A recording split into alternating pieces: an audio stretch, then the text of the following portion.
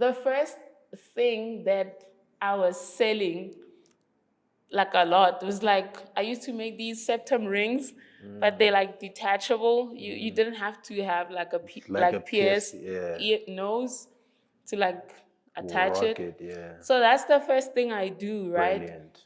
And you're live on Dead Radio. Welcome to another very special episode of Dead Radio with your boy Ini, and once again we have a very, very special guest who's wearing a very fly dead cap that I want.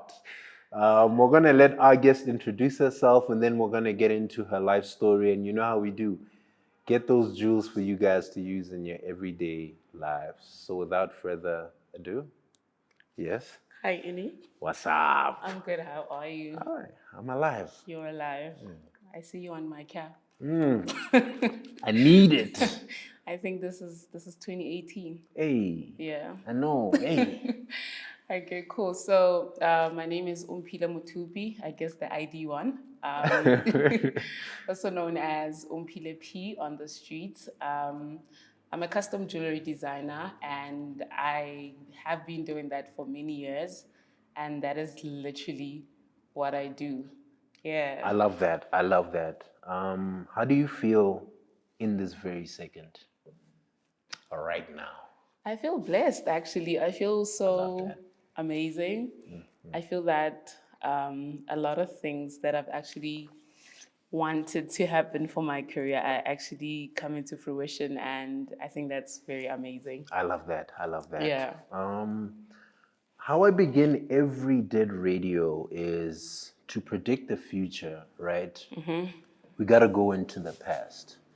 And to know who Omphile is today, we have to start her book from page 1, right? Yeah. So tell me about where Omphile grew up, what type of young girl was she? Yeah. Just run me through those early days. I gotta say something that nobody actually knows. So I'm actually born in Katlehong. Okay, K1. Yeah, but am I gonna rap it? I mean, I'm born there, but I literally never like lived there. Maybe as a child, but I have no memory of K1, right? But then I'm raised in Rustenburg, a place called Rusty Dusty in the building. Shout out. Yeah, so I'm raised in Rustenburg in a place called Meriting. Extension 2. So I don't know if you know the place. Shout out. I know Rustenburg. Rustenburg is near Gaborone. I'm from Gaborone, so far. I mean, that's far. That's like a. Not really. I mean, you can drive to Botswana. I get you. It's nothing. But it's like, if I say I'm from Rustenburg and then you say Mafikeng, also it's like, hey, Mara, that's still a drive. You know, it's I feel you. Yeah, no, it's a little far, but I get you. So raised in Rustenburg, and I guess I was always very creative. I was always like making stuff like on a daily. I think it's also a skill, or like what do I even call it? But like a thing that I picked up from my mom, actually.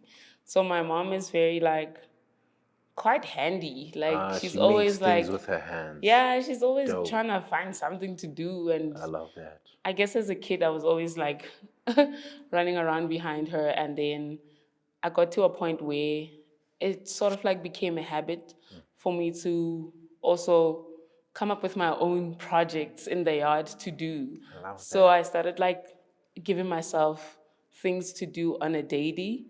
So I built that like discipline to like constantly be doing something. So what I was making didn't matter as long as I was making something a day, right? So that sort of like got me to like just, I guess, create in all possible ways, and not very like limited to like, this is only what I want to do, right? I feel you. Yeah, so that's like what I've been doing as a child. That was young Omphile. That's young Omphile. Using her hands to make things. Using her hands to make things, yeah. How does Omphile transition from a young girl to those teenage years? That high school phase What do you get into? Yeah. Is that when you discover jewelry? Just talk to me Yo, about those high jewelry school. comes at a Much later. later point. Okay. So, I mean, I can even take it as early as primary school, all the way up to like middle school. I was actually always still making stuff, and for the school, I was like that kid that's doing the school posters. Okay. I mean, my earliest hustle was like in grade 3, and like the kids in my class would like maybe were asked to like draw something and they don't know how to draw. I'd be like, give me 5 rand, let me draw you I'll a do cat. it. I'm like, let me draw a cat for you. Okay. So I was always like doing that and feel like you. just getting paid for whatever I You guess I could would make do. for, Yeah. So that's me up until like middle school. Then high school is actually when I lose the, you know how they say even like drawing isn't, it's like a skill you can lose. Yeah, you can. So if you're not like Consistently consistently drawing. so It's gonna go. so in high school I sort of like, I guess it was a time of, okay, I guess now we're like a little bit more serious, and it's like, okay, forget about your little hobbies or whatever. So I sort of like focused, I guess, too much on school Books, that yeah. I left drawing for like 3 years straight. And then when I was like in my matric year, some random day when I came back from school, I have a drawer at home where like I put all my drawing stuff, like sketchbooks and whatever. So I decided, let me open this drawer today. Let me see your Let me Dinsankai. see.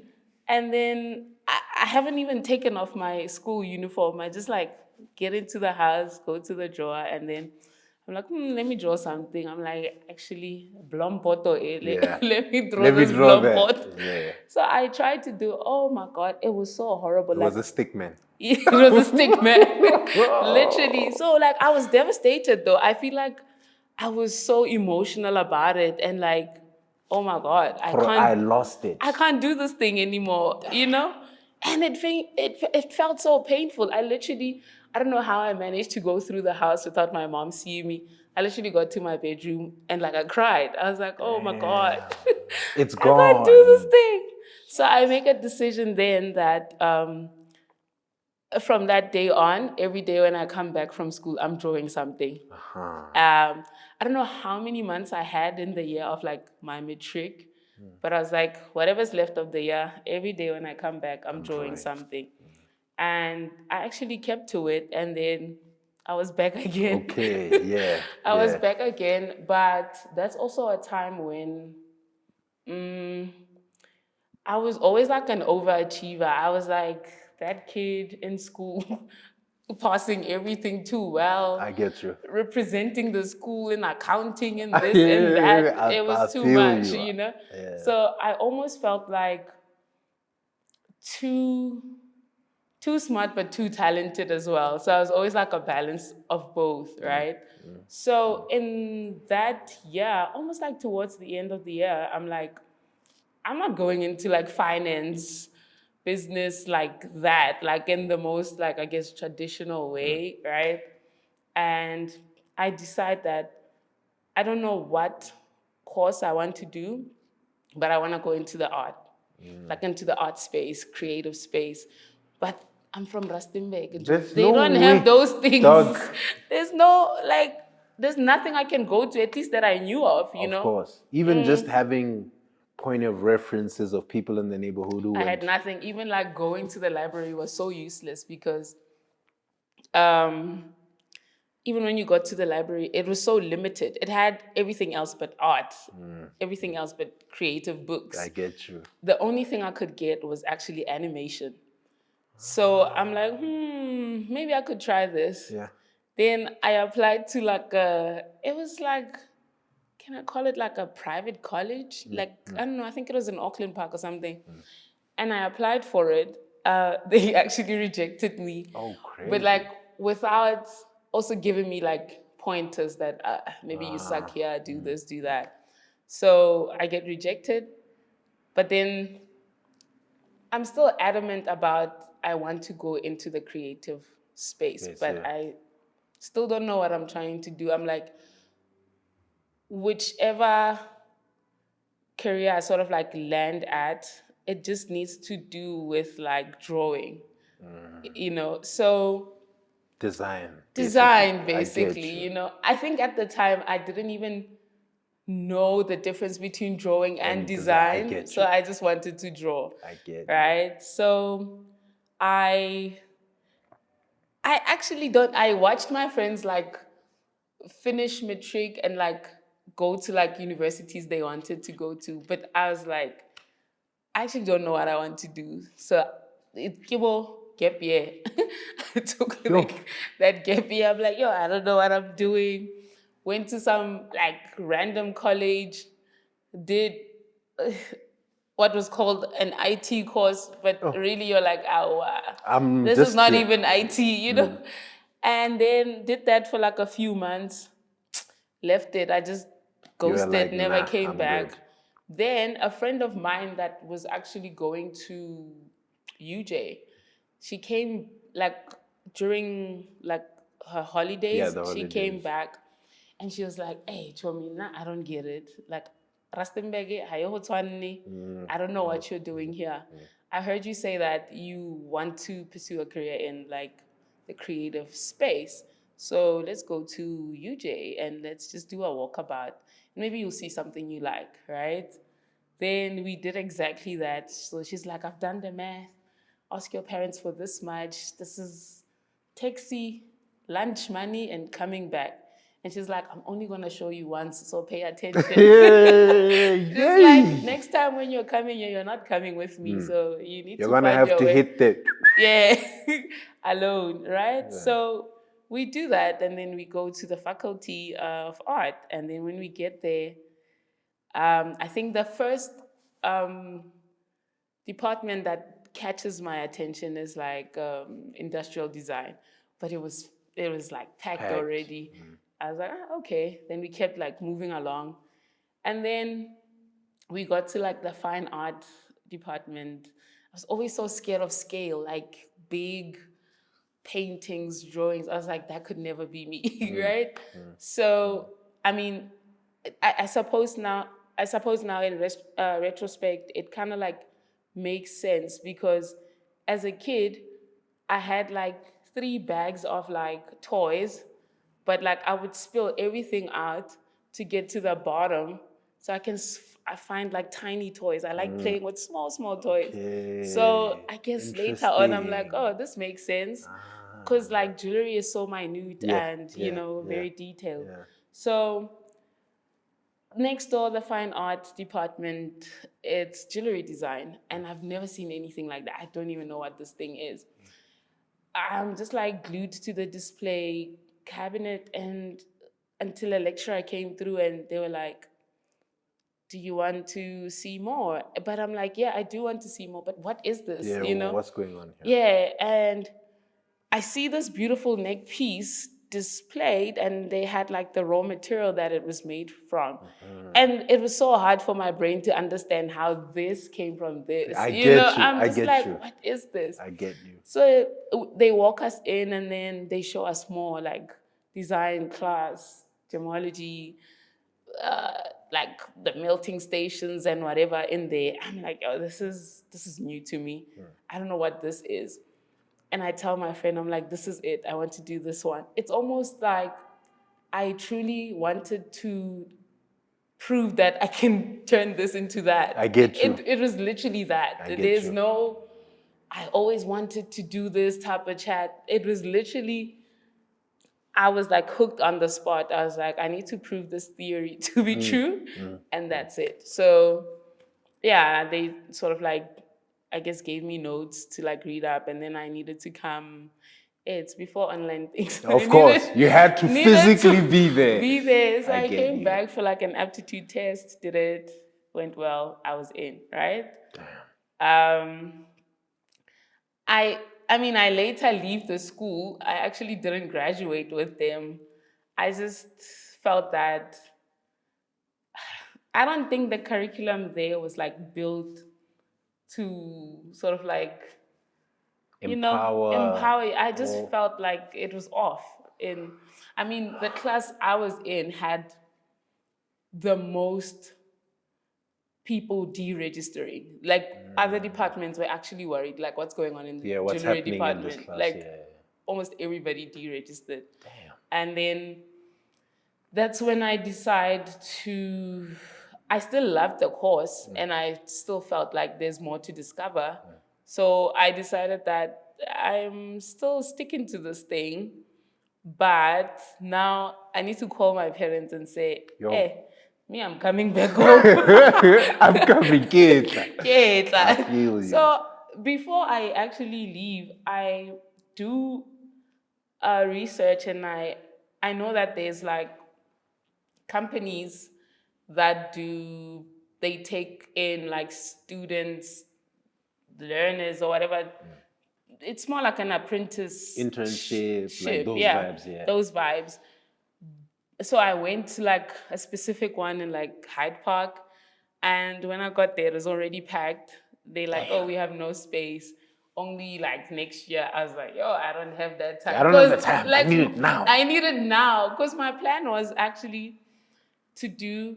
I think I deregistered in like July, and then I was like, for the remainder of the year, I'm gonna be doing that apprenticeship thing, and then I'm going to re-register to UJ, right? So essentially, what they did was like, a couple of times in the year, it's almost like a moderation session where they also give you the truth, like, okay, with this subject and that, it's looking good. You might actually pass. But this one, nah, you're failing this one. It's not gonna work out. So I thought I could improve in the areas that like I lacked in and then come back, right? So there's no space. Now I'm like, what do? I call my mom and I'm like, yo, I deregistered. I can't obviously keep staying here paying for rent without doing anything, right? So she says to me, actually, I'm gonna find out from the kids I see like when I'm in town, Rustenburg, that go to like a local college there.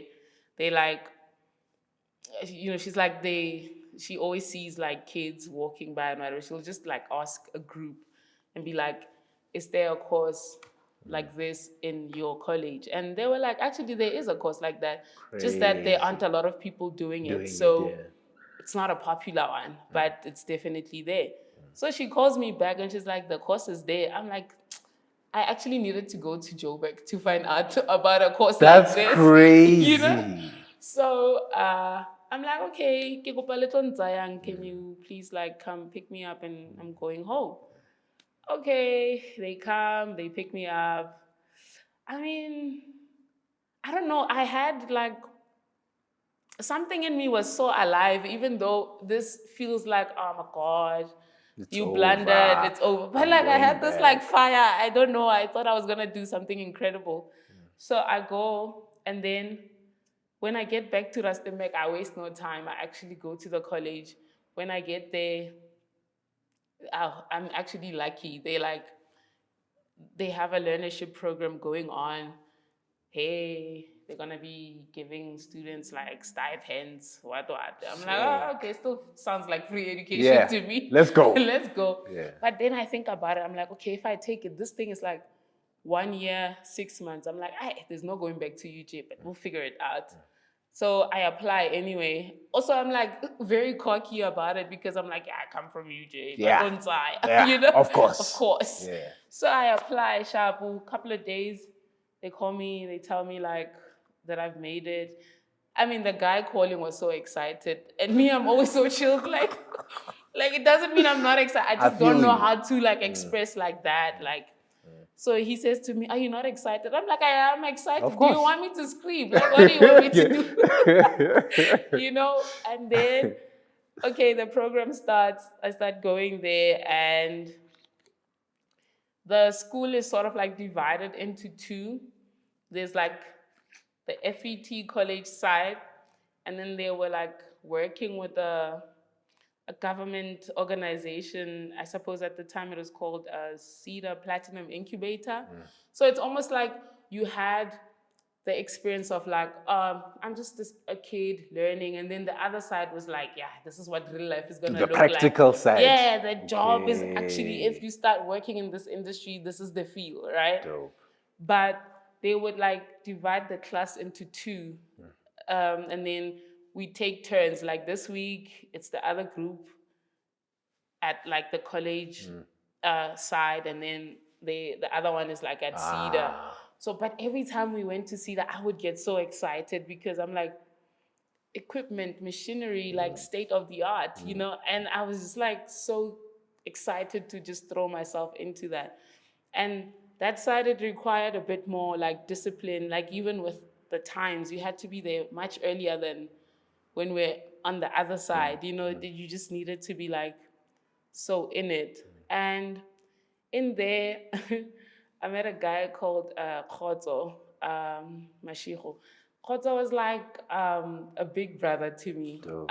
He actually studied jewelry design, but like in TUT, and like somehow he managed to get me to like open up, you know, and we could even talk about like personal home situations. Sick. Yes. You guys developed a real relationship. Yeah, like a I real, get you. but also he was very intriguing to me. He's like very tall, quiet guy, but he always has like headsets on and he's always jamming. I'm like, what is this guy? What is he jamming to? listening to? You know, all the time, you know.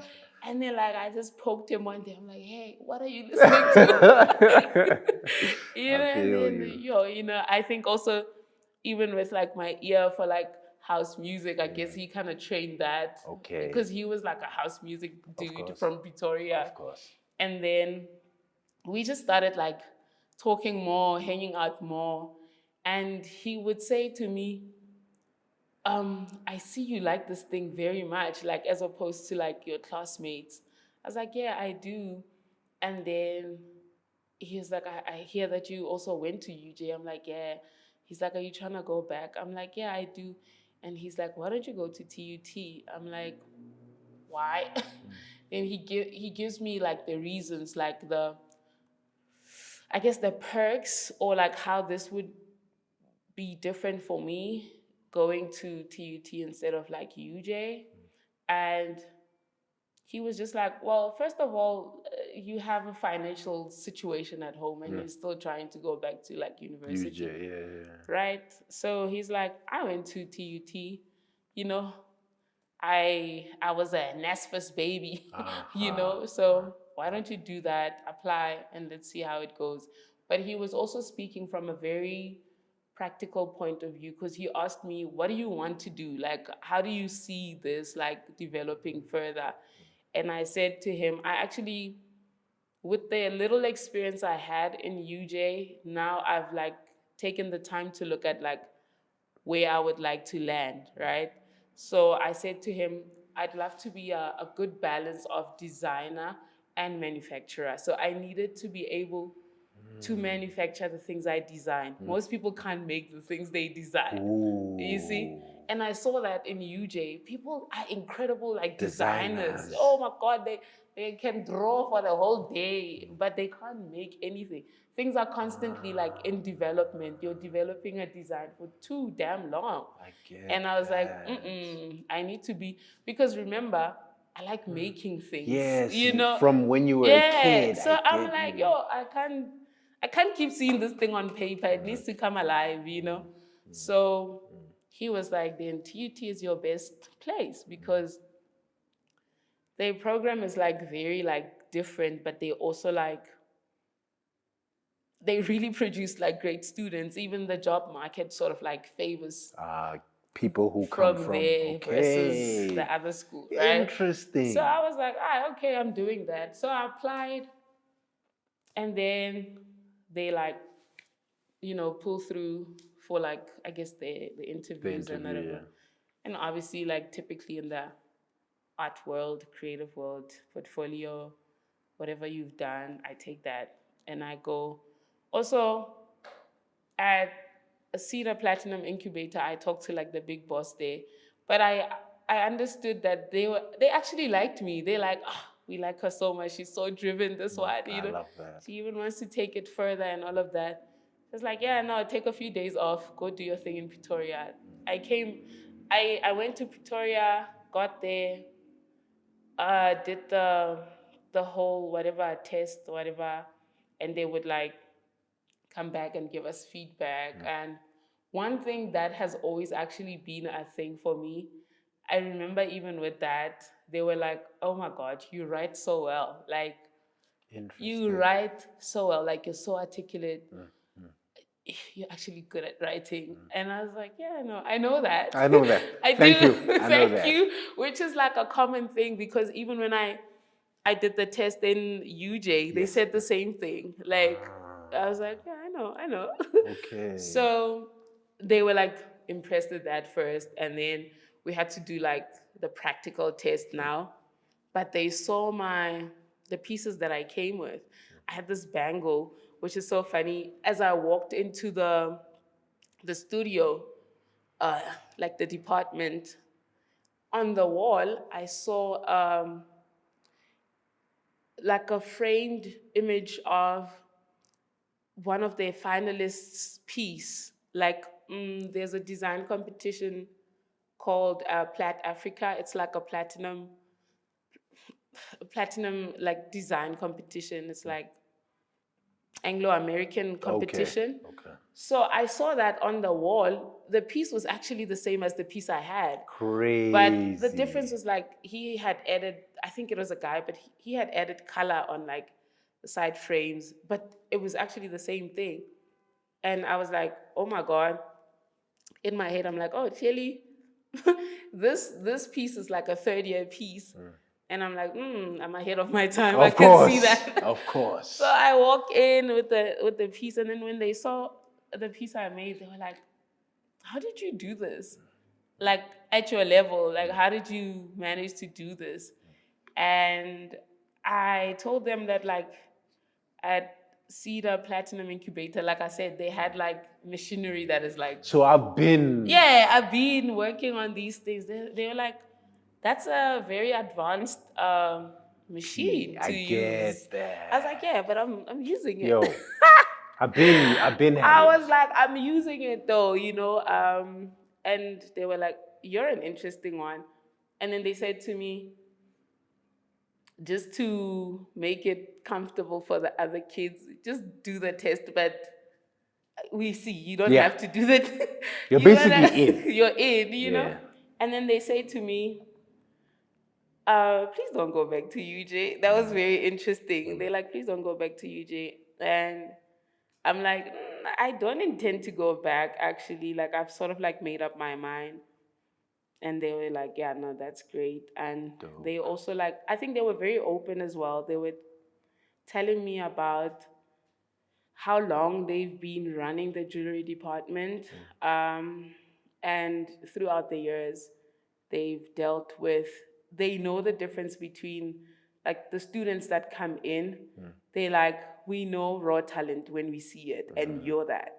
And you guys are a little bit problematic. We know that you're like independent thinkers and all of that. We are gonna deal with those challenges. We know that. But we love like raw talent. I get that. Like when we see it, we know it immediately, because we haven't had a lot of like, because these are rare finds, right? But like when we have one, we know, So I was like, I bet I'm not going to the other school. So I get into the program and they're like, but then they ask me, they're like, because we see, obviously you've been in UJ, you did all the other subjects, we can see your manufacturing skills is very like good, but we're not too convinced with the design part of it. So we don't know if we should move you to second year or begin you first year. And I was like, actually, there's no rush. I think I came to this school to sort of like really become better. And I don't want to rush anything. That's okay. Let's start from first year, because it's almost like you're getting integrated into their system, you understand? Of course. So you don't want to be like all the other subjects you're integrated, but design-wise you're not. You know, it's like, nah, let's be fully integrated into this, right? So we do that, and then yeah, I start from like first year with everyone. And Okay. But obviously you have knowledge that first years yeah, don't because have. like they also treated me like, hey guys, Omphile Of course. has, you know, she has an advantage and she's like a little bit like Ahead of you guys. ahead of you guys. But I didn't let that sort of like hinder my ability to learn and like, because you can have such a big head, you know, and think you course. know it all. When you don't. You actually don't. You're always learning constantly. And yeah, that was like, I guess my high school Into into uni. uni. Yeah, Damn. that's like a long ass journey. But that's incredible though. Even the fact that your mom was like behind you going to study this, right? Because a lot of black parents would have been like, my dog, you wanna go and study what? You want to How are play you gonna game? put food on the table? You get me? Like, so shout out to like your mom for I even think sometimes I think parents are funny because they watch you become this fully fledged human, but you were once a baby, so they've always seen the things you like doing. So then later on to come at you and be like, nah. For me, my mom wasn't like that because she knows I've always been been this, with your you know. So hands, it yeah. wasn't like, I love that. I yeah, love that. she I love encouraged it that. more than anything. I mean, even when I left UJ, she said to me, Omphile, I'm actually scared for you because it's giving, you have this habit of like starting something and then leaving it. And then you don't want to finish it or see it through. If you stick to this one, I'll actually support you like 100%. Just stick to it. I get Like you. stay the course. get Yeah, you. I was like, I no, get I'm you. staying, mama. Yo, Yeah. and that's the key, right? It's such a bad habit that a lot of people have. Like, yo, Yeah. pick something up. Yo, I'm gonna make water bottles. I'm gonna Yeah. make the greatest. Halfway, you discover, yo, I'm actually good at taking pictures. You pick up the Then you're, like, camera, leaving and then that. you're like, nah, I'm gonna make T-shirts. So it's Yeah. like, yo, you have to pick something. And just like Yeah. go the distance a bit. I you hear know? that. Yeah. I hear that. Because there's nothing wrong with like at a later stage now tapping into other things, you know. So But build the foundation. yeah, build the foundation, you know. So how do you, after uni, how do you start building your name, right? How do you even start Studio P? Like, talk to me about that journey. So going into TUT, I came with a strategy actually. Okay. So I was like, I saw like the areas I fell short in when I was in UJ. Then I was like, when I get to TUT, I literally had like 3 missions. First year, I'm a normal kid. I'm going to school. No distractions, nothing. I'm just a normal kid learning the school, making new friends, and all of that. Second year, that's when I start building my clientele. So I'm being very social, going out, I'm meeting people, I'm busy in the city. Third year, all of those contacts have like now, like I've built them, but now I'm starting to like fully go, like fully embrace the idea of like I'm starting a business. This is Yes. truly the direction that I will take. Yeah. So when I got there, first year, I did it exactly like that. But in the second year, I start being very social as planned. Of course. Then I'm going outside, I'm meeting people, you know, in all these spaces. Are you And rocking pieces that you're I'm making? not even,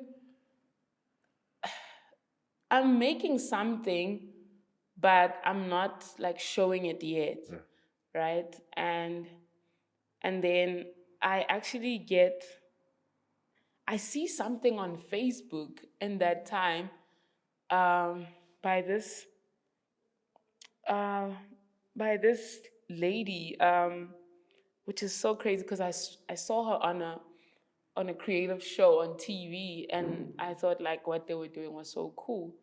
But then after she leaves the show, she starts a thing.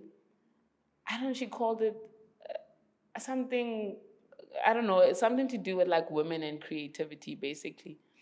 And I saw the thing on Facebook and I wondered, why am I not on the thing? Because I thought I was amazing. I feel you. I was like, why am I not a part of this? I DM her. I don't even know her, mind you. I'm like, You're just like, yo. why am I not? I make really cool jewelry. Wada, wada, wada. Feel you. Then she's like, show me your work. Let's get you on. Sent her my picture. She's like, come showcase. And it's so funny. The first time going public with my work is actually at a gallery in Brooklyn, in Pretoria. Is it called Freed or Freed Contemporary? I think I'm pronouncing it right. Okay. I don't think it's fried, but yeah Freed Contemporary. Freed. So I'm just like, okay. I knew I was in the room with giants and I knew I was beginning. There was something humbling about that. It's like, yeah, you think you're amazing, but you know, you haven't really, like, you have a long way to go. Yeah. But I was like, it's a start. And my friends came to support me. I had my little display stand there. Of course. With a few rings and what there, you know. And after that, there's the next day, actually. So I'm like, the pieces that I have there are the same pieces I'm going to show and sell somewhere else. So in that time, I'm meeting, like, I start becoming friends with like the social market people, right?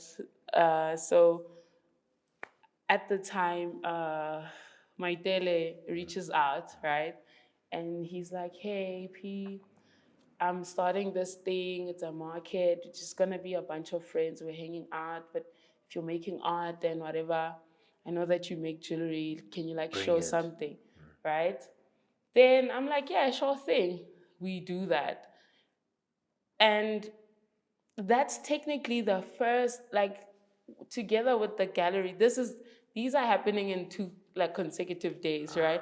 So I go from there to there. So now people are seeing it and they're just like getting to know that, oh, there's this person that makes this, right? Nobody is, I think we had one person buy one ring, you know, but you're not pressed. You're like, you're still young, you're trying to introduce yourself in the space, but you're like, I think this thing is cool. Hey, that's starting here. And then from there, I sort of like keep getting involved with them. They keep like texting me and they're like, yo, P, another one coming. Come showcase. And they're also like, yo, bruh, we're not gonna make you like pay for the stand or whatever. Like, we got you, like, come through. Dope. So I keep like showing and selling there. And the first thing that I was selling like a lot was like, I used to make these septum rings, but they're like detachable. You didn't have to have like a pierced nose to like attach it. So that's the first thing I do, right? Brilliant. But how I test that out is like, I think we were more like on Pinterest at the time. Like, I see a lot of people like in Brooklyn, like they're more into that vibe. And I realized that, I think this is cool, but I think if we actually did it here, I felt that South Africans don't have the balls to actually do it. I feel you. So I do the first one, which was considerably big, actually. So I have a friend. It's so crazy how also friendships can like, sort of like channel you into like the direction you want. It's like your friends existing and you're hanging out quite a lot, but they don't know they've influenced you somehow, right? Of course. So I have a friend, shout out Carl Mash. So Carl, we became friends in like TUT and we were just instantly drawn towards like each other, right? And she had a huge septum ring that she wore. And I thought she was very interesting as a character.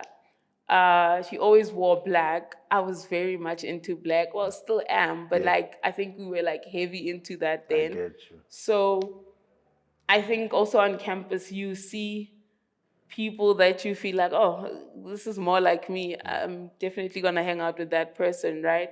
So with Carl having like this big septum ring, it sort of like gave me more confidence to go into like making that, because she was like the only, I suppose, the only predominant person on campus that you saw with that big septum ring. I get you. So I was like, if Carl can do it, I'm sure I can do it. Yeah. But I was doing it for the purpose of introducing a product, not because septum rings are like my swag, Oh, right? I feel you. Yeah. I feel you. But then I make a big one too, and Carl's one was like black, but now I make like a gold one. Then I wear it on campus. The first day was like people's like how shocked they were. Like you could see the shock factor in there. And Like then? and then when you I know. feel you. But I kept wearing it, and Dope. it got to a point where it was like, okay, she wears this thing. That's her aesthetic. Yeah. And then I was like, okay, time to take it out of campus now. Let's test it somewhere else. Because on campus, you'd have people that are shocked, but other people were shocked, but they wanted it too. Of course. And then I was like, I've always liked Joburg. Even when I was in Pretoria, I actually came to Joburg more. Like weekends, I get I was you. always You were here. here. Yeah, because it was feeding me creatively, right? So I think the first place I tested out, it's actually at back to the city. Crazy. So I go to back to the city wearing this thing. I get there, it's a hit, bruh. Instantly, Everyone is like, it's like yo. everybody's stopping me. What is this? Where did you get it? I'm like, I make it. People are taking my contacts, exchanging contacts there, and then it's like, okay, cool. This thing is a thing. I get that. Then when I go back to Pretoria, I'm like, okay, I see for other people, they love this big size, but other people were like saying, yeah, I want it, but like if it could be a bit smaller and not so big, right? I was like, okay, it means I need to like have like different sizes. So also the one that I had was very basic. It was just like, it didn't have like any like design. Yeah, on it was just I like a feel you. ring. And then that was that. And then when I go back, then I start doing more like designs, right? I think there was even like a girl in class that did something. I think there's someone who did like a nose ring. And I was like, oh my God, I like these things so much too. And I was like, can I like create something very similar to this, but like I'll show you the design, but like I think this is like giving me like, you know. You're inspired. Yeah, I'm inspired a bit from, I want to take something from this. And then she's like, yeah, sure. Then I did something, and then I made a few more designs, and then I started selling them at the social market as well. And I don't know if you remember the aesthetic, the social market. It felt very tribal, so it fit in that Right space. there. It was perfect. That. They were buying those things like crazy. Like sometimes I'd walk in the city, like maybe one afternoon when I don't have class, I'm doing errands or whatever. Like I'd see so many people wearing these things. But what I realized is that when the social market is happening, some would buy like in bulk. They're buying for their cousins, their friends, and their whatnot. I feel you. So I'd see so many people wearing these things. I'm like, damn. We there's got a motion cult going on here. We got you motion. know? Yeah. And then I'm like, okay, cool. But also as a student, they made me so much money. I mean, it's the frequency, because like, I think the first nose ring that I sold was like 50 Rand. But obviously, as like people keep buying, you take the price a bit higher. Of course. But they keep buying these things. I was like, yeah, no, we have motion. Yeah, we got motion right now. I feel you. So that was like it. And I was like, okay, cool. Then I kept selling there for a bit. So I actually do consider the social market as like a platform that actually got me to be seen. Dope. Yeah, Dope. I think I Incredible. see it as that platform, like in Pretoria.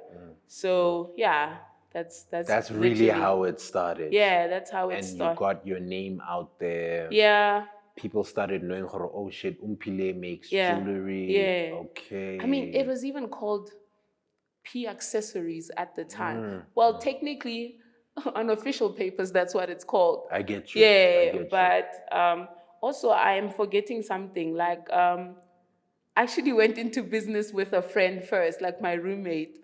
So Tseho and I were roommates, and Tseho, shout out to Tseho Makato. Shout out. So Tseho, I always thought of her as like a brilliant designer, but I was like, oh, what if we actually like made the things you design? Like, since I'm so good at like creating, bringing the things, actual yeah, like how craft. about we like join forces? I don't really want to. Obviously, we will design together as well, but like, I'm like at this moment, I'm drawn to like what you're designing.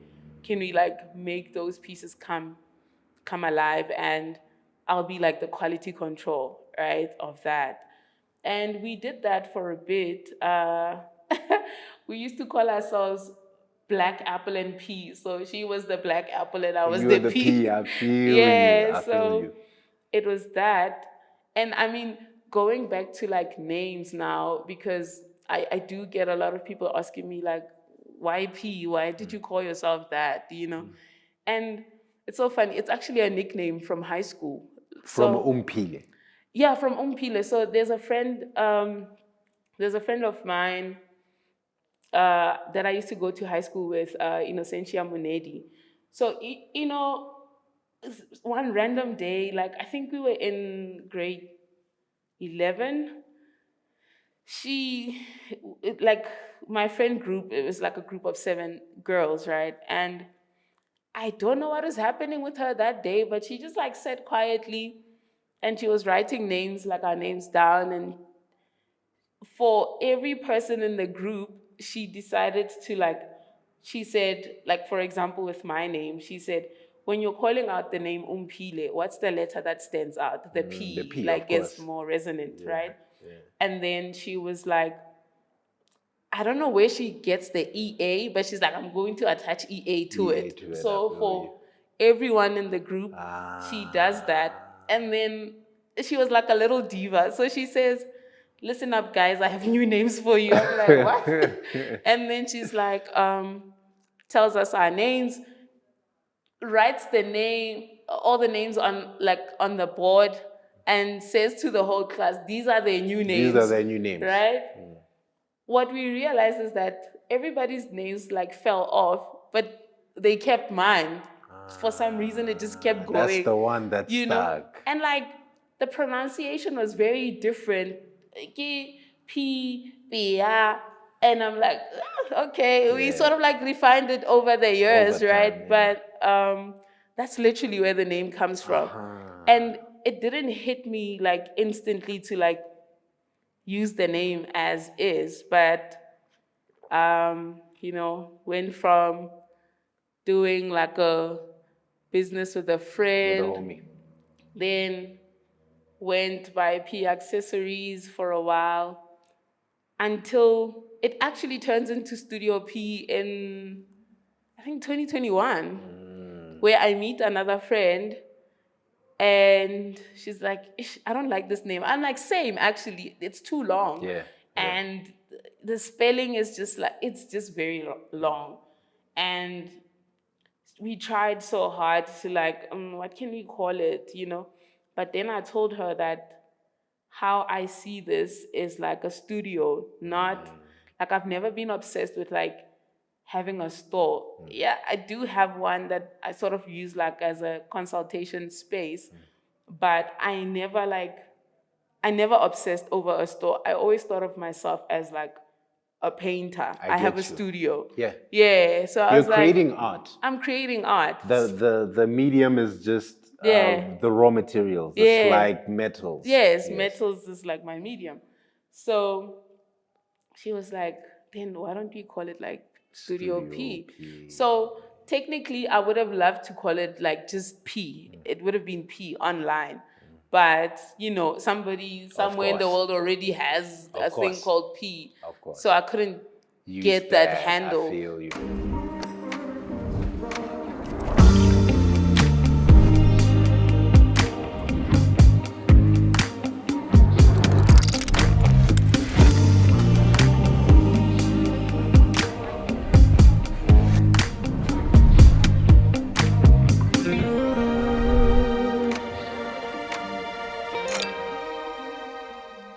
So I had to attach studio to it, right? So that's how like on like you know, if I'm branding stuff, you will see it as P, but online it's like Studio P. I understand. You understand? I get you. So I get yeah, you. that's how we got to that. Shit, that's crazy. I think you're the first jeweler that we've sat with.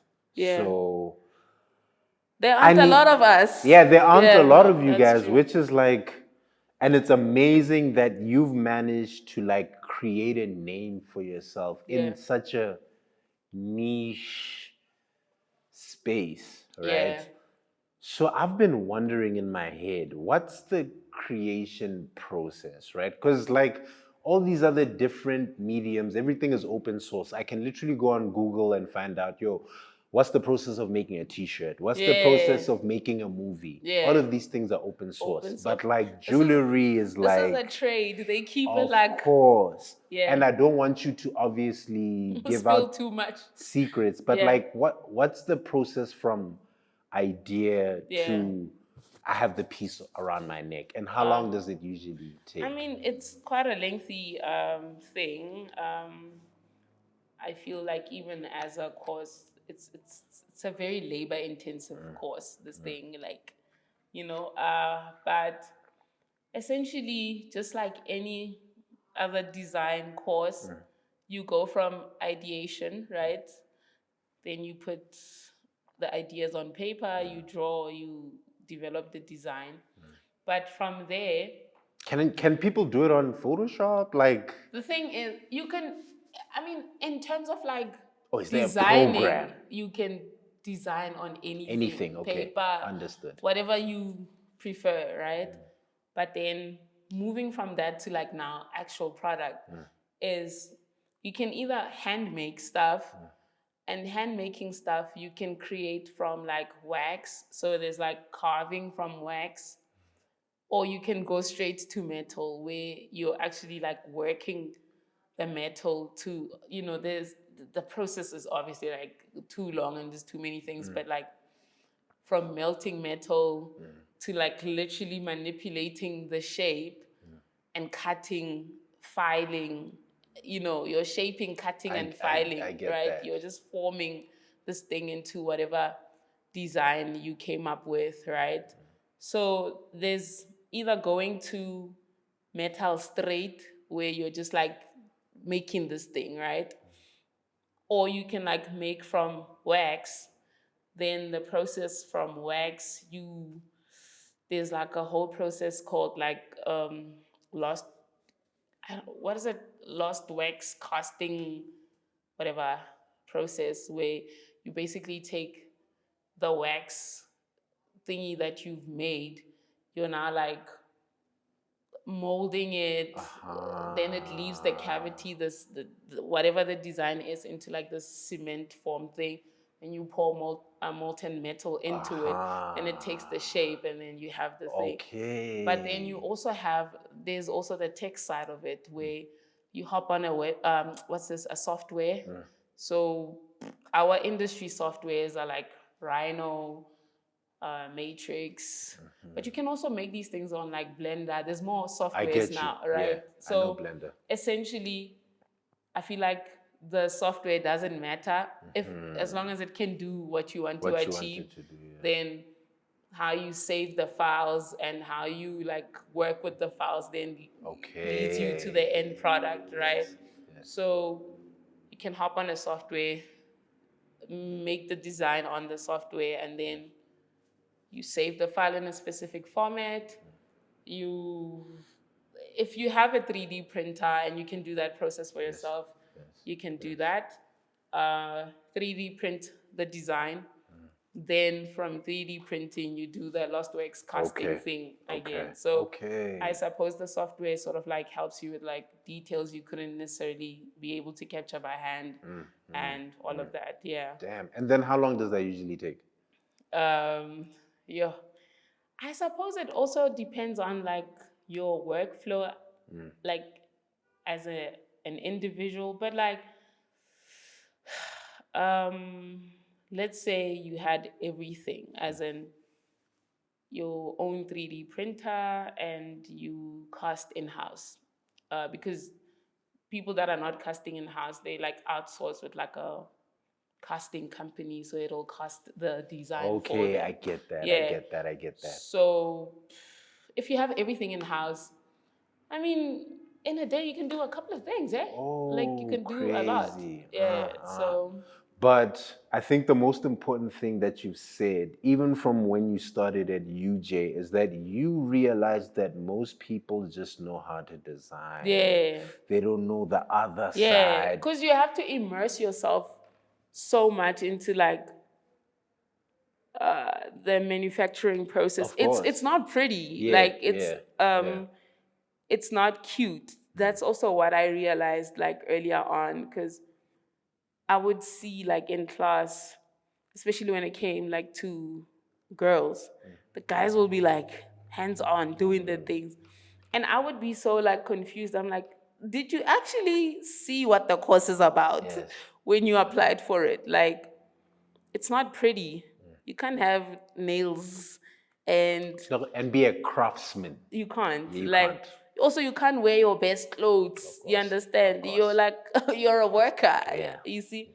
So for me, I sort of like threw myself into that like wholeheartedly. And I was like, oh, I'm going to learn as much as I can, because I also think that I wanted to be the best. I won't lie. I was even like, there's no guy that's going to even stand in front of me. I was like, never that. I was like, nah, I'm going to be the best thing to come out of this thing, And I think I've done that. Oh, yeah, you've definitely done that. Like, man, incredible. Like, there's going to be a lot of young people who are going to watch this and are like, fuck, I never thought, I'm great at design. Yeah.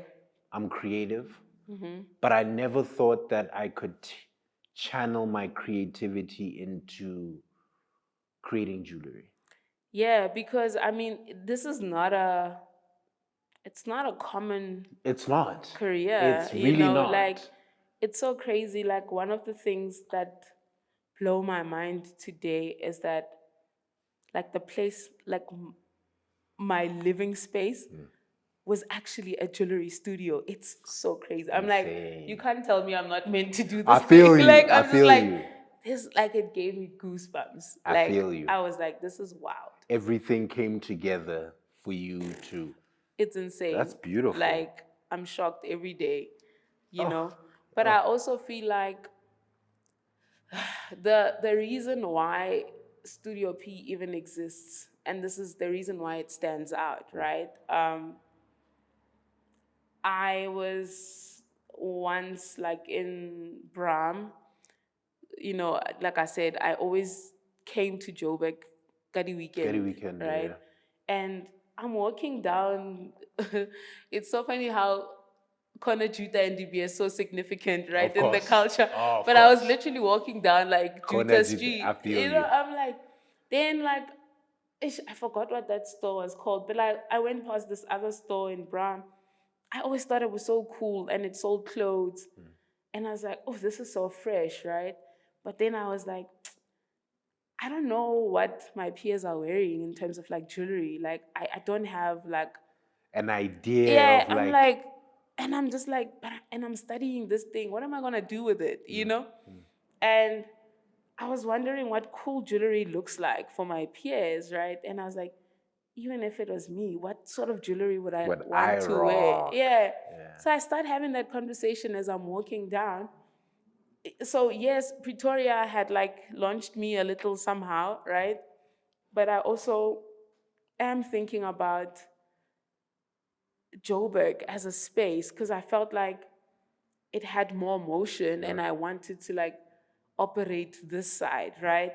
And I was like, what does that even look like? Like, I was so deep in my thoughts, in that moment. And I was like, I'm going to create it. Like, I'm literally going to create it. But I also realized that the jewelry space it's always been so wide. Of course. And I was of just course, like, where of do course. we go? What's our thing? Like, even at the time when I look at the industry, it's like, if I wanted to get inspiration from someone who looked like me, who do I even go to? Like, I feel you. why are they not visible? All of those questions were like, I get. you understand? And it all came. It came together, right? And I was like, I need to be that, like the voice for like jewelry, but like blackness I in the love jewelry that. space. Yes. And I'm like, I need for my peers to have a place where like they buy their cool jewelry, right? And I also want to acknowledge that at that time, Instagram is not what it is right now. Yeah. It's so easy to like find things online now and things in almost every industry, right? It wasn't like that. So I like mentioning like ambush as like, I love ambush because I always wanted to make jewelry. I think the first idea of jewelry for Black people is like the big chains, Of the course. Quavos, Of course. the Quavo Of course. chains. Of course. But it's like when you start a business and you want to like go for a specific audience, you look at your landscape and you create for that space, course, right? of course. I was like, nobody's buying a Quavo chain here in South Africa. Nah. Nobody's That's buying not that. our aesthetic. We don't rock those things. But also, do we have money like that? These We things don't. are They're very expensive. crazy, Of right? course. So I'm like, what would I make for, I guess, the South African market? That's not, but also personally, those big chains they're not personally like my feel, my like what I like, It's like, it's cool. I can appreciate it from like a design craftsmanship like perspective, right? But I'm like, Is it practical? it's not. It's not. If I can't make it like a practical thing, then it's not. I wanted very like mundane pieces, everyday wear type of pieces. Yeah, That's what I yeah, wanted. yeah, So for me right now, ambush is a stunning example of like what I wanted to create. Now I have like the visual representation of it. So I see it through ambush. I'm like, this is it, actually, what I wanted to create, you know? Get you. But I get you. now I get to see it. I'm like, ugh, I love this, So I just wanted to create for like Blackness, for cool young people as well, because one thing that my brand actually like echoes a lot is like, it's very youthful. It's such a youthful energy, youthful feel, but I suppose it speaks to the time that I was creating this and the people I wanted to capture. I was capturing my peers. Yes, I'm getting older, but essentially that's my target audience, right? I hear that. Yes, you can grow with your target audience, but I guess the feel, is still it's inspired ongoing. by. It's inspired by that. I get that, man. I was super excited to like just hear your journey, hear your story, because I know that, especially being a Black jewelry designer, so many people are gonna be like, "Oh shit! I was unaware that I can go and do that. Now I can go and do that." Because we thought jewelry, you buy it overseas, of course, it's shipped, and of course. But as we wind down the conversation, right? What's Omphile's last piece of advice to that kid? That kid who's sitting down, who's gonna be watching this in the comments, being like, "Oh my shit! God. Now I can go and follow. There's a new path that has opened." What's your last piece of advice to that person? I think my last piece of advice to that person is, it doesn't matter how peculiar the the idea that you want to explore, right? I think you should give it a shot. Because for me, I was told there's no such thing as like a, because I also think my work has like a more street style feel to Of it. course, I of wanted course. to achieve that feel because essentially I'm interested in like street style and Of all course. of that. So I wanted to almost capture the jewelry version of that. I get right? that. But in my industry, they felt that there's no such thing as that. Of course. And I'm like, but I go to Bram, I live that, But I it's know because it's they're there. white. And That's old. the thing. And old. So I Yes. was like, you know what? I don't need to, I just need to make it come alive and then they will believe and they will see. It's so funny. I want to tap into this one quickly. There's a time in 2019 when I was doing my postgrad, like course, it was more like in product, commercial product like development, and like, you know, just making product in like the more commercial space, right? But specifically for jewelry. And it was also like a marketing course, but that's also where I learned how to do like the 3D stuff. Yeah, with like a school called Design at 50. But it doesn't exist anymore. They've closed it. But I remember when I was going there, I remember one of our lecturers came out of the office and she was like, guys, I just saw this article now. Let me just like tell you what it says, essentially, right? So she says, and this is a white lady, but very like pro-black, like she's tapped in. I already see her. Yeah. So she's like, here's an interesting article. It says, since like in the most recent times, they are seeing a peak in like black consumerism in like jewelry. But in my head, I'm like, the market has always excluded black people and made it seem like we don't consume jewelry at all, right? We do. It's like we do. We The always people have. in Ashanti, Of course. like they've always been wearing gold. Our and all of uncles, that. our grandfathers. You know, They had Mukwebe of level, course. you understand? But that was very interesting. And she thought the article was interesting too. She says there's a rise in like that, and also in something, I guess the type of jewelry that is considered like street style. I kid you not, the whole class looked at me. Like they turned and they looked at me and they were like, and then she says, I noticed what happened. Why did you all look at P? And then somebody raised their hands and they said, because she's actually instrumental in like creating that. If there's anybody else out there doing it, it's her. Like we know her to always, like she's always been the voice for that, even before we could see what that looks like. Like she's always been tapped in like that. So we've seen her like sort of like develop that over the years, you know, and it's so cool because I'm like, wow, I feel like even throughout the years, I've like educated my audience. Like they've really come along with me on the journey of like jewelry. And I get people saying, you're the first person that made us think of jewelry as cool. Yeah. And I was like, man, my job here is done. That's all I wanted to do. I hear that. That's all I wanted to do. That. So to that kid, try out the peculiar idea that you have. It doesn't matter if that thing doesn't exist yet. Be the one to make it exist. I love that. I love that. Yeah. Wow. Thank you so much for your time. Thank you. This was amazing. Yeah. Please don't forget to like, comment, subscribe, and we'll be back with another episode of Dead Radio from your boy Ini.